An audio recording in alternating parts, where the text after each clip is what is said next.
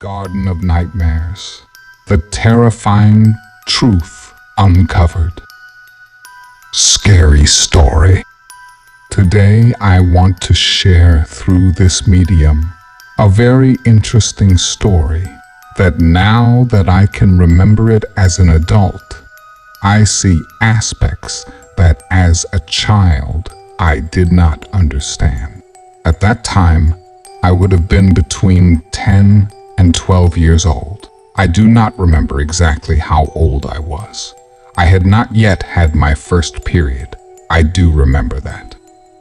My father had a huge house with many gardens and a lot where he was dedicated to fix trailers and trucks. We were 5 sisters, of which I was the youngest.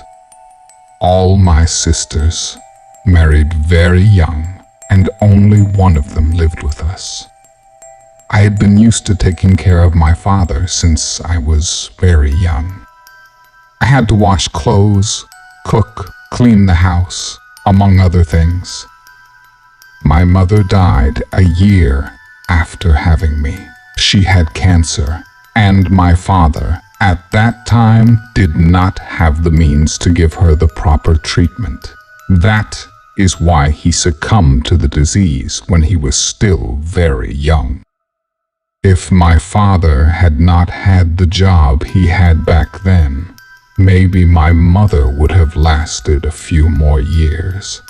The fact is that I didn't have much time to play.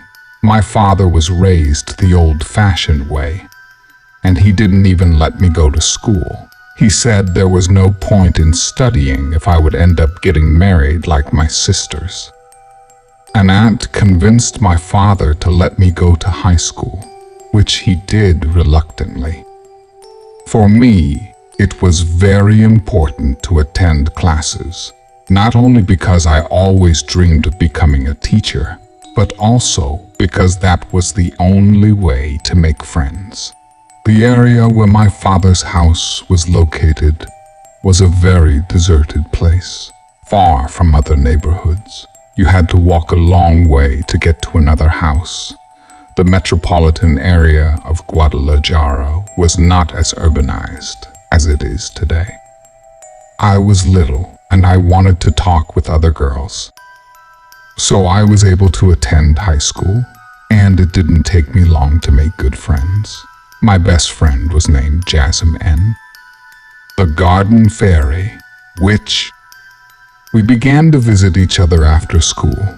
She did not live so far from my house, and spent several afternoons with me because my father did not give me permission to go to his house. He preferred that we were in the house, and he entrusted us with the maintenance of one of the gardens, one where he wanted to put some plants that belonged to my mother. My father said that she always wished to have a big garden. My father's house was an old construction, which was sold to him by a client at a low price. When my mother became ill, he lowered the price of the house even more, so that my father could work and pay for my mother's medications. But unfortunately not much could be done. The thing is, the garden we were fixing had adobe walls, and my father wanted to keep some of them intact, so he had to build some double walls. Others he left them as they were. They looked good. Besides, my father said that this type of brick kept the humidity better, and it was convenient for the garden. We began to clean the land, and while we were pulling up some weeds, we found a couple of curious things. Among them, several glass jars with several butterflies inside. In total, there were 4 jars, of which only one kept in good condition these beautiful insects. We decided to keep the jar and continued pulling weeds. While we were doing this gardening work, we met Celine. She appeared out of nowhere in one of the arches that gave the entrance to the garden. She was a girl who appeared to be about 13 years old. She said She lived in a little house near the train tracks. She looked rather humble, so we allowed her to play with us. I even offered her some food, but she told me she had already eaten. The girl told us that she had met the former owners of the house. Honestly, I didn't even pay attention to the girl. We were too busy placing some flowers. As the days went by, the girl and my friend kept coming to my garden at least every Friday and some Sundays after Mass. After a while, we found out that Celine was practically living on the street in a community of migrants, and although I offered her to stay in one of the rooms of the house, she refused, saying that she lived well that way. My father told me that we could put some furniture in a roofed part of the garden so that we could use it as a terrace. I don't know what happened to him, but suddenly he became more understanding. He no longer demanded that I take care of the house so much. He even took me to high school himself several times, and on Sundays he started to repair some masonry details in the garden. The result was beautiful. He brought us a tea table with 4 benches. One Friday afternoon, once the garden was ready, Celine told us that in those fields there used to be fairies. Jasmine and I told her that those beings did not exist, that they were just stories. But Celine insisted. She said that she could carry out a series of steps until she completed a ritual. And if there was one nearby, she would come to observe us. He placed the coins in a triangle, then lit the candle. A sweet aroma invaded the terrace, and the wax melted and quickly covered the coins. The wick burned from side to side, as if there was a lot of wind, which was strange, since there was not much draft that day. Suddenly, many moths and several black butterflies began to arrive. They came close, as if hypnotized by the flame of the candle. One, which was the largest, came so close to the fire that its wings were burned and fell to the ground. I told Celine to extinguish the candle, that it was not nice to burn butterflies, but she told me to wait a little bit. That butterfly was the bait. The butterfly landed on the wax, just below one of the coins. The candle began to release a lot of black smoke. At that moment, we saw a butterfly of an exaggerated size, so big that it flew slowly. The butterfly extinguished the candle with its wings, and immediately we saw that it stopped in a very strange way. It was not a simple insect. It was something else. We got a little closer, and with horror, we noticed that the body did not correspond to that of an insect as it should be, but it looked like a small person with malformations in the face. I could not describe its face. It was too strange and small. Besides, the event was a matter of a few seconds, because out of nowhere, the creature took flight and disappeared. The candle went out and lit itself, and when this happened, thousand moths flew over us, and although they did not hurt us, it was an unpleasant sensation. Celine immediately went to the candle, trying to chase away the attacking moths. She smothered the candle with the help of a glass cup, and the moths immediately flew away. Celine told us that something was terribly wrong, that it was not normal for the insects to have attacked us, nor for the fairy to eat one. Jasmine and I were perplexed. We still had not finished assimilating what we had seen and listening to what Celine said. only indicated to us that this girl had been performing this type of rituals for a long time and knew more than what she was telling us. I demanded her to explain to me what she meant by something was terribly wrong. When she was about to explain, we heard my father's truck, and we quickly hid all the things. We went into the living room, pretending we hadn't done anything unusual. Celine greeted my father as he said goodbye to us. I told him in my ear that I needed him to explain several things to me. I also told him that, in the garden, we found a jar with several butterfly corpses. He told me that he would come the next day so that I could show them to him, that maybe that would have to do with what had happened. She did not come back the next day. I did not see her for a whole week. During those days, strange things began to happen in the house, especially in the garden. I was watering the plants. One Sunday morning, the sun was not yet up when I began to notice that several of the flowers were burned. Not by the cold, but fire burns on their petals. The earth in which they were buried showed some ashes and a few drops of wax. I began to hear scratches coming from a part of the garden, which is a wall that is not finished. As we had a large plant there, overflowing with pink flowers, I approached to see if there was an insect that could damage the plant. I had barely approached it when I decided to stop in my tracks as I noticed a hidden silhouette between the wall and the plant. As I approached, I thought it was someone harmless, as she looked like an old woman.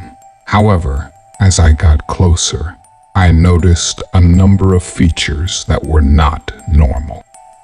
The woman was wearing a yellow, flowered, very old-fashioned suit with ruffles on her hands. Her skin was a greenish hue, and she kept her head down so I couldn't see her. He asked me in a squeaky voice if I had not seen a chicken which escaped. I replied that I had not. At that, the woman looked up. I could see then that her eyes had no pupils, and the rest of her face was indescribable. The woman remained silent. I did not want to lose sight of her. The woman made a horrible gesture, said something between her teeth, and moved in an unnatural way until she was lost in the shadows. Seconds later, I approached to see if the woman was no longer hiding behind the bushes. At that moment, I heard a horrible screeching in the direction of the ground. I had never seen such an insect before. They were as disgusting as they were terrifying, repulsive. They screeched, imitating the cry of a newborn baby. I felt nauseous when I saw how the insects writhed as they let out their shrieks. I took a shovel and crushed them. They continued screeching for a few more seconds despite having half their bodies crushed. I broke them up well with the shovel and immediately mixed them with the soil. There was a foul stench left in the earth. I told my father what had happened, and he told me that I should not talk to strangers, and that from the description I gave him, it was very likely that the strange old woman was really a witch, because it was not possible for a woman of that age to be in our house. She would have to walk a long way and all around this wasteland. My father told me that if I saw a witch again, I should pray the creed and lock myself in, besides placing some scissors forming a cross on the door. One day in the afternoon, Celine appeared, bringing with her 2 kittens, still very puppies. She told me that if I could not adopt one, it was easy for me to accept one, although I was afraid that my father would be upset. He had changed a lot. Even so, He had moments when he would explode and yell at my sister and me for anything. Celine and I fed the kittens. As I showed her the jar with the dead butterflies inside, she didn't look at them for long when she told me that this was a sure proof that one of the people who lived before in that house practiced witchcraft, that they had met them. That's why the ritual we did went wrong. We were in cursed ground and we called negative beings. She told me a story that I did not believe. According to her, in the house lived a family a little strange. It was a lady of about 70 years old who practiced witchcraft. 3 of her children, 2 of whom were in wheelchairs, had Parkinson's disease, and another was kept locked up because he was not well of his mental faculties. According to her, the lady and her children disappeared overnight. The house was not theirs, and the bank cheated her. I found out later that at least part of the house belonged to the bank before it was sold to my father's client. In the old days, land and houses were not as expensive as they are today. Celine told me that, in any case, the kitten would keep all the bad energies away, and that, besides, witches couldn't stand cats. I told her that I had just seen a witch a few days before, and that when she disappeared, she left some very strange insects where she was standing. I took her to the space in the garden where I saw the witch. The soil where I crushed the terrifying beetles still stank. It had turned all black and barren, as if someone had poured burnt car oil on it. The flower bush was drying up, and a swarm of flies was attacking it.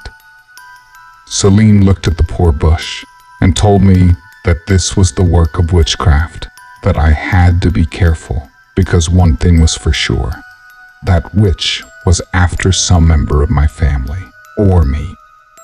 Celine's recommendation was to put a line of salt around the whole house, which I would have liked to do, except that my father would have scolded me. He was very Catholic and did not like that kind of thing. I had the idea of making the circle of salt and then cover it with earth, but I did not dare, since my father had his workshop at the back of the house, and with so much movement of vehicles, the salt would end up coming to light, and who knows what my father would tell me. In the end, we ended up placing the salt only around the garden. This action managed to prevent us from seeing the witch again for a while, but unfortunately, it was not a total solution.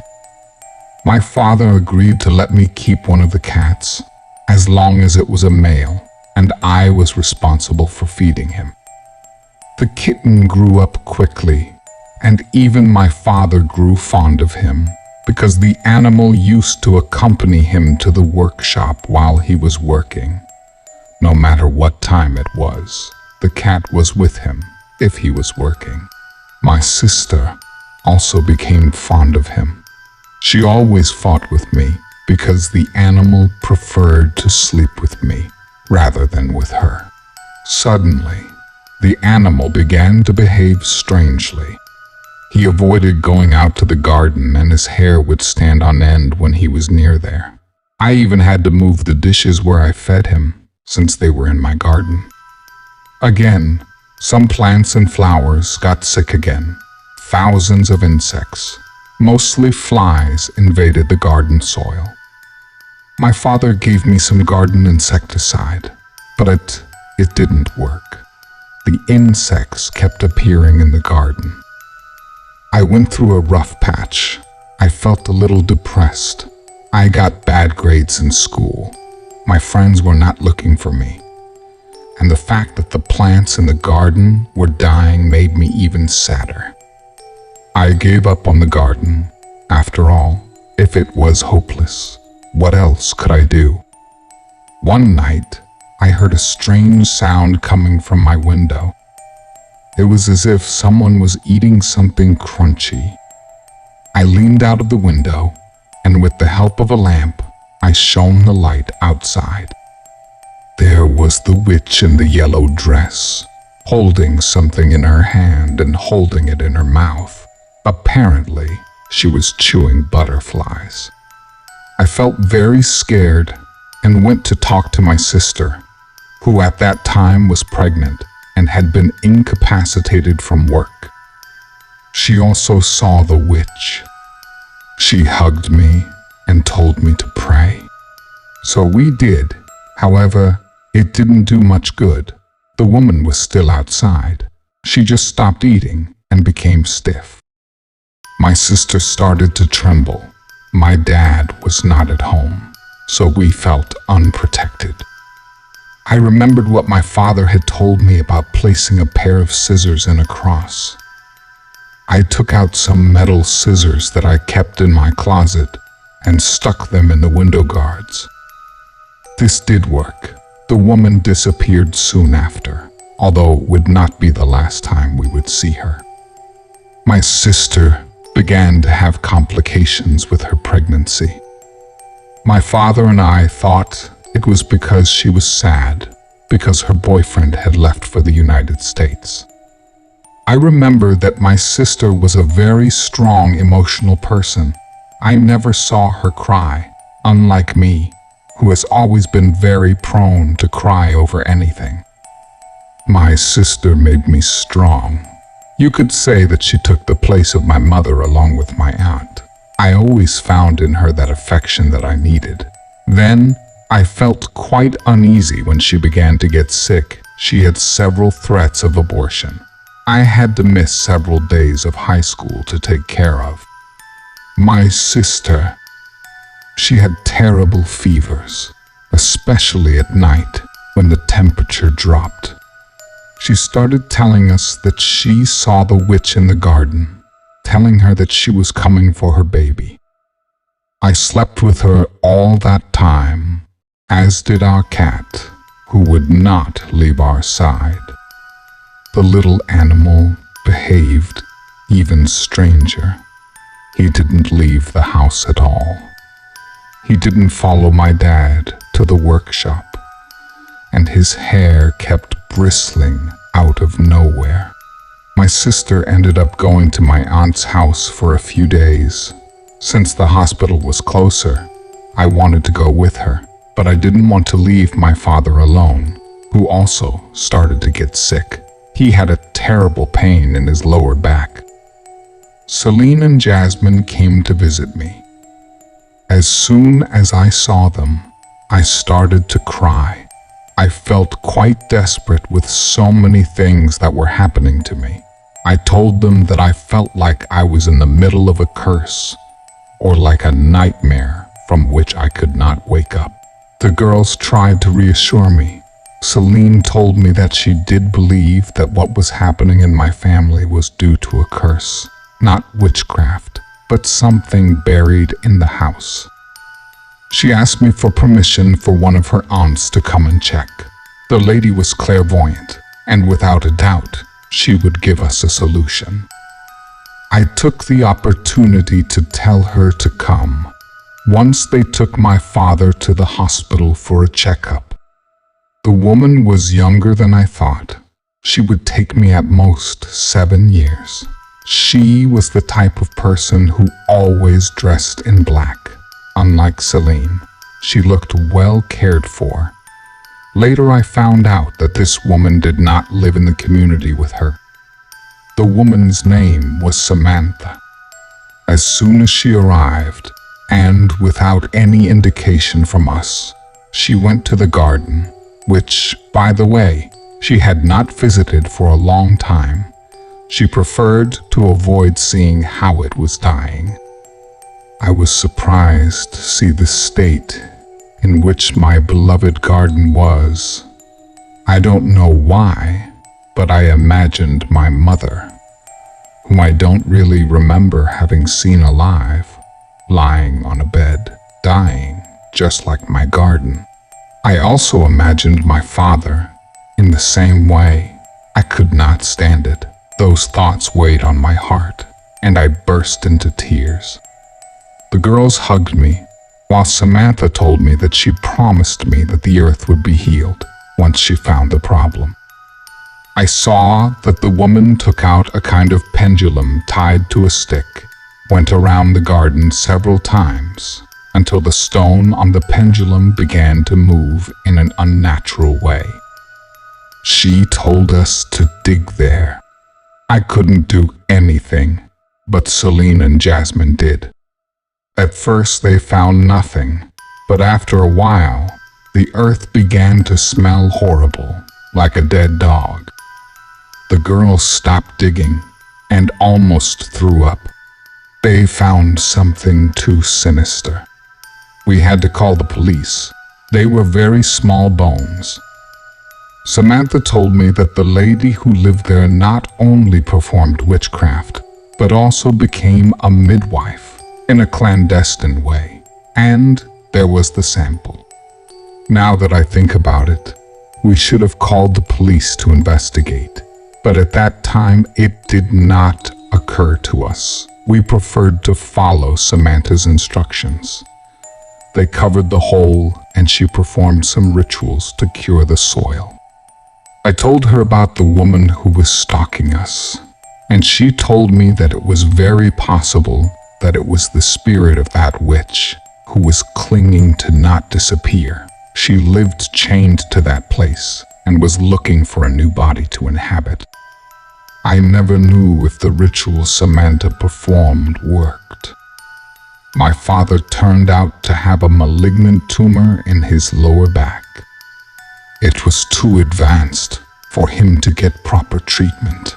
My aunt took my sister and me to live with her. My sister gave birth to a healthy baby girl.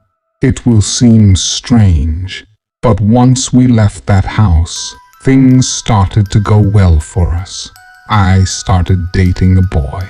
My grades improved, although I didn't see my friends as often. I got married as soon as I was 18. My father's house was sold, and we divided the money among the siblings. I have never returned to that place, although even today, sometimes I have nightmares about what I lived through. I can't stop imagining that the bones we found could have belonged to children kidnapped by that witch. I have even come to wonder if the fairies we saw that day were not the spirits of little girls. Who knows? I prefer to think not.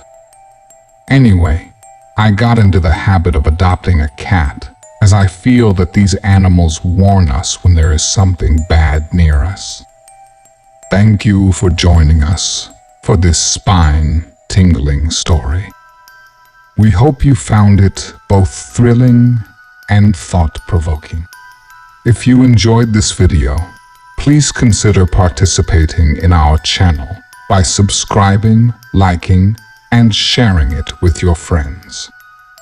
Your support goes a long way in helping us create more engaging content for you.